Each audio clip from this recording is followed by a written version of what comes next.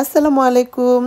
ঈদ মুবারক এবং good morning. এটা হচ্ছে ঈদের দিনের একদম সকালে গরম গরম চা নিয়ে হাত ভর্তি মেহেদি লাগাইছিলাম আগের রাতে, চাঁদ রাতে।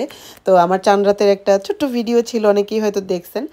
আর যাই হোক, আমরা ঈদের দিনেই যে মা বেটা সাজুগুজু করে একটু করে ভিডিও করছি, আমাদের অত ভিডিও নাই।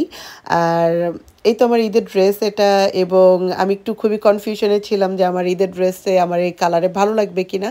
বাট ফাইনালি আমি একটু হ্যাপি হয়েছিলাম যে আমার ছেলের পাঞ্জাবিটার সাথে আমার জামার কালারটা সুন্দর ম্যাচিং হয়েছিল একটু একটু করে। তো আমার ছেলের এই পাঞ্জাবিটা হচ্ছে গিয়ে বাংলাদেশ থেকে আসছে।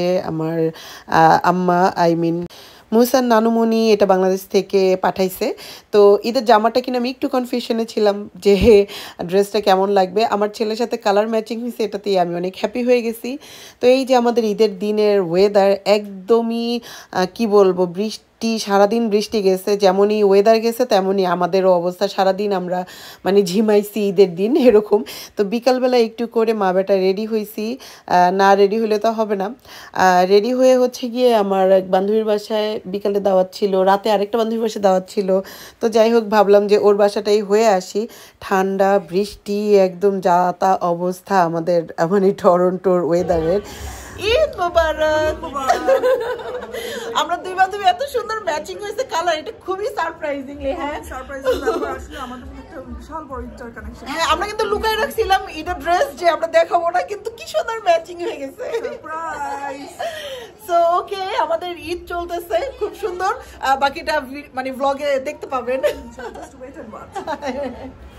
তো আমরা বান্ধবীর বাসায়, এক বান্ধবীর বাসায় সব বান্ধবীরা মিলে একসাথে হয়েছিলাম। তো সে অনেক কিছুই করছে, একদম ঈদের খানা পিনা যেটা হয়, যে চটপটি না খেলে আমাদের হবেই না। সারাদিন অনেক মিষ্টি টিষ্টি খাওয়া হয়েছে।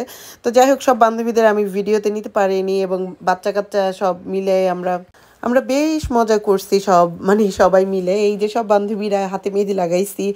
তো যেটা হয়েছে যে এবার ঈদে আমার খুবই আলসেমি পাইছিল, টরন্টোর ওয়েদারের মতনই খুবই কুয়াশাচ্ছন্ন ছিল অবস্থা, মনের অবস্থাও। বিকেলের দিকে মনটা অনেক ভালো লাগতেছিল বান্ধবীদের পেয়ে। বাট আমার ঈদে কোনো ভিডিওই নেওয়া হয়নি। আমি যে একটা ঈদের ভ্লগ করব, ইভেন এই ভ্লগটাও আমার আপলোড করতে অনেক দিন লেগে গেল, কারণ আমরা ঈদের পরপরই একদম ঠান্ডায় কাশিতে পড়ে গেছিলাম। আমার ভয়েস এখনও ঠান্ডা হয়ে আছে। তো যাই হোক, এই যে সন্ধ্যার সময় আরেক বান্ধবী বাসে গেছি, তা আম্মার সাথে আমরা কথা বলছি সকালবেলা। আর সন্ধ্যার দিকে শাড়ি পরছিলাম, একটা জামদানি শাড়ি। ওটার কোনো ভিডিও নেই, তো ভাবলাম যে ভ্লগের মধ্যে আর কি ছবিগুলো দিয়ে একটা স্মৃতি রেখে দিলাম। তো ভবিষ্যতে দেখা যাবে।